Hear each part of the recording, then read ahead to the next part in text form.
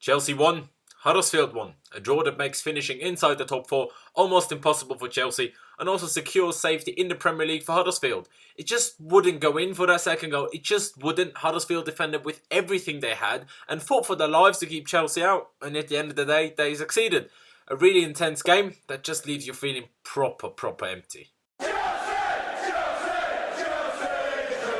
Hello there guys and welcome back to 100% Chelsea from a review of the Chelsea versus Huddersfield game.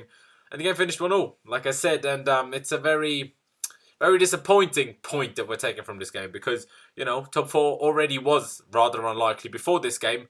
And now with dropping points, it's very unlikely. And it just leaves you feeling really empty and just, you know, really annoyed and devastated. But getting into the game and starting it off with the lineup, there was rotation like Conte said there would be, but there was more than I predicted. It was actually Willy Caballero that started in goal. A back three of Azpilicueta, Andreas Christensen and Antonio Rudiger. The two wing-backs of David Zappacosta and Marcos Alonso. Cesc Fabregas and N'Golo Kante in midfield with Willian and Pedro on the wings and Alvaro Morata starting up front in a 3-4-3 formation.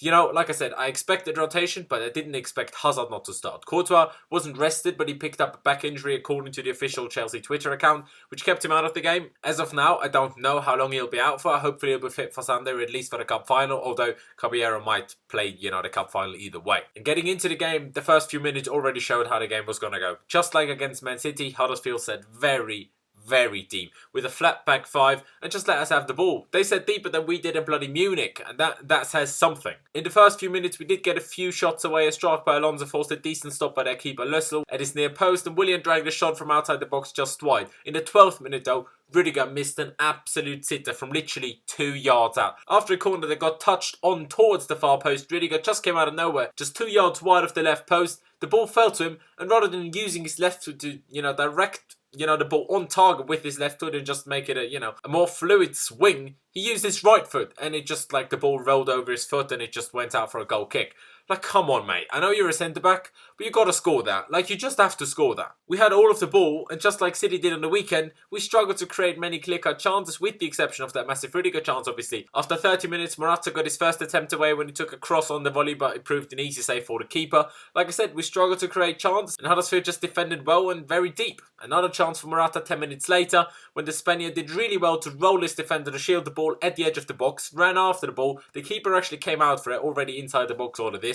Morata took it around the keeper, but was forced too far out wide to still get a shot away as the angle just got too tight, and he had to basically play across the goal, but there was sadly no other player in blue to tap it in. It was a good move there by Morata, to be fair. He couldn't really have done much more there, I thought. But that was really it for the first half, and it was half-time at 0-0. Fully in control and dominating the game, but with Huddersfield defending well and sitting very deep. We struggled a lot to create clear-cut chances. At half-time, I was sat there thinking to myself, we could do with a 4-2-4 here. Bring on Olivier Giroud for Pedro and Hazard for Zappacosta. We needed more men in the box, Hazard's genius and creativity, and also we could really have done with Olivier Giroud's power and strength, in my opinion. But getting into the second half, it started off with another good chance for Antonio Rudiger. This time it came from a free kick taken from close to the touchline, but Rudiger then put his header over the goal again. I think he should have done better there. I know headers aren't easy, but I reckon he should have done better there. And then in the 50th minute, Huddersfield made it 1-0 through the Poitre. But that goal was just a bit dumb, really. Like, it actually came from Willian charging forward with the ball, then being dispossessed by a hard but fair challenge, in my opinion.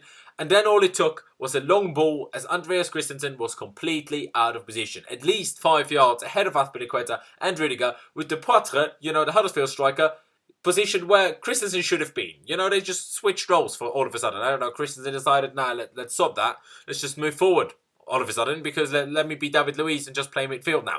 Caballero came out of his goal, but decided to back out of it last second, turned this back onto the on-storming striker, who tapped the ball past Caballero. The two then clashed, you know, just outside the box. Both went down. The Poitre went straight back up. Caballero stayed down. And then the Poitre just slotted the ball in from inside the box. And by the way, that was Huddersfield's first shot of the whole game, not even just on target. I'm pretty sure it was their first shot full stop of the game. A lot of people on Twitter and stuff were saying that it was a foul. I assume they meant on Caballero.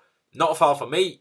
Just horrendous defending and goalkeeping, in my opinion. Straight after that, Olivier Giroud came on to replace David Zappacosta and to go to a 4-2-4 formation. Before minutes later, Hazard came on for Pedro. And those were, of course, the exact substitutions that I asked for. You know, in this video, I explained that I was thinking about that half-time and I tweeted and all sorts. But it was just too late. I was hoping for that 0-0, not a 1-0 down. Then with 61 minutes played, we actually made it 1-0 through Marcos Alonso. And honestly, that was possibly the luckiest goal was scored all season. One of the luckiest goals you'll ever see.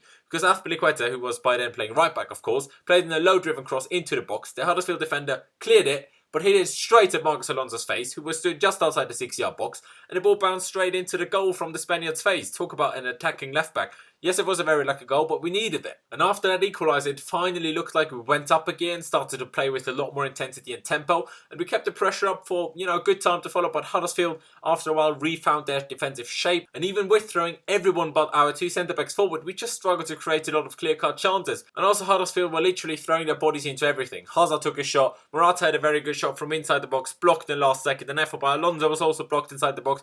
They were fighting for their lives, as you'd expect. With only 10 minutes to go, Olivier Giroud got so close to making it 2-1. So close. When a Willian cross literally missed his head by millimetres. Like, you can't even talk about inches here. It was literally millimetres. And I can only repeat myself. Huddersfield jumped into everything. After a corner, they honestly blocked like 5 shots, 6 shots within 3 seconds or something. And then their keeper, Lössl, pulled off an incredible save to tip a header by Andreas Christensen, who got, to head the ball after the ball bounced up from a block. And the keeper just tapped onto the post after the Christensen header, and it was just so frustrating. I was just that, oh my God, how has that not gone in? It was literally like watching 50 kids just kicking against the ball in a space of 10 yards. It was just, that's what was happening inside, the Huddersfield box. It was all going mental and just about wouldn't go in. With only 2 minutes left, Morata had a very decent shot on his weaker left foot, saved by the keeper as well. Annoyingly though, he put it straight at him, so it was a fairly easy save. And they literally had all 11 men within like 20 yards of their own goal, for the majority of the last few minutes. And no matter who you are, no matter whether you're Man City, Barcelona, Real Madrid, or Chelsea, or, a poorer side, you're going to struggle to create and score if the other team has all their 11 players inside 20 yards of their own goal. It's just almost impossible. They blocked and intercepted everything once we got near their box. Every shot, every pass, every cross.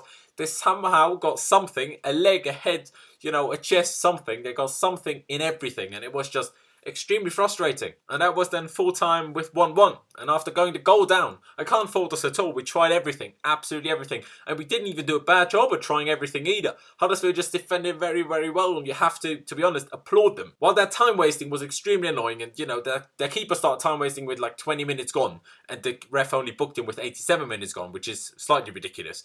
I gotta say, congratulations to them for securing safety in the league with the smallest budget of the entire league. So fair play, even though I'm of course extremely annoyed, at the result today. As much as the second half, I can't really fault us too much, except obviously for when we conceded the goal. The first half wasn't that great. We just weren't quick enough. We didn't create enough.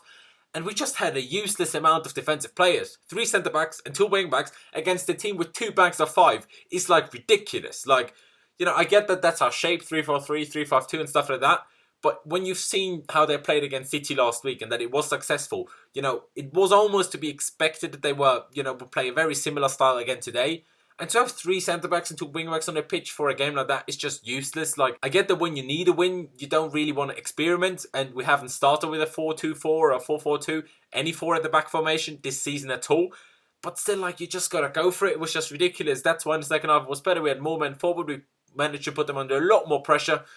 But obviously, it put a huge dent into our hope of still making top 4 that already needed other results to go away. And now it's obviously even more difficult. We're now 2 points off Liverpool, and Spurs are out of reach after they beat Newcastle 1-0, I think. At least it was 1-0 with just a few minutes left when I started recording. The result might have changed. No point commenting it now, because as soon as I stop recording, I will see the score. But, when I last checked, it was 1-0 to, Spurs. And if that stayed the same, they are out of reach. So if Liverpool lose to Brighton at Anfield in their last game, which, let's be honest, is very, very unlikely, and we beat Newcastle away, top 4 could still happen. But now that's just very unlikely, in my opinion. Liverpool drawing against Brighton, maybe with the Champions League final in mind, I could have imagined that. But losing at Anfield against Brighton, I just very, very much doubt it. And, we haven't beaten Newcastle yet either. Arguably, you would have maybe said that the Huddersfield game was possibly slightly easier than the Newcastle game. Yes, Newcastle aren't fighting, against relegation anymore. But going to St James's Park is always extremely difficult. So, I don't think it's going to happen anymore now. I was, excited and buzzing and kind of hyping myself up a bit as well for the top 4, just to make the last few games of the season a bit interesting as well. Because what's the point in, this whole hype, watching the game? We love watching the games, but it's just more interesting when there's something to play for, isn't it? Like, let's be honest, it just is. So maybe I was hyping myself up a little bit too much as well. But, if we won today, we would have been level on points with Liverpool. Just 2 points still off Spurs. All of us, 1 game remaining. And it could have happened. Now, I don't think it will happen. But that's really for me. Leave me all of your thoughts down in the comment section below. What are your thoughts on the game? Do you think we should have started with a 4 at the back, from the start? I think we can all agree on that, so don't even write about that. But, can you fault anything or anyone today? I think Christensen, made a horrendous mistake when we conceded that goal. What was he doing? But any other thoughts you have, leave it down in the comment section below. Leave a like if you did enjoy this video. I'd massively appreciate it. If you could hit, 500 likes today again, that would be incredible. Don't forget to check out my social media, which is last 15/7 on both Instagram and Twitter. As you can see over here, I would massively appreciate it if you could follow me over there. And of course, don't forget to subscribe to 100% Chelsea if you haven't already. We would massively appreciate that. But also make sure you do click the notification bell button and choose to be notified about all uploads, because if you don't, you will only know about half the videos we actually upload. But yeah, thank you guys for watching. Up the Chelsea, it's upwards and onwards, no matter whether we make the Champions League next season or not. We'll be here again next season and we'll be supporting our team. Up the Chelsea, and I'll see you next time.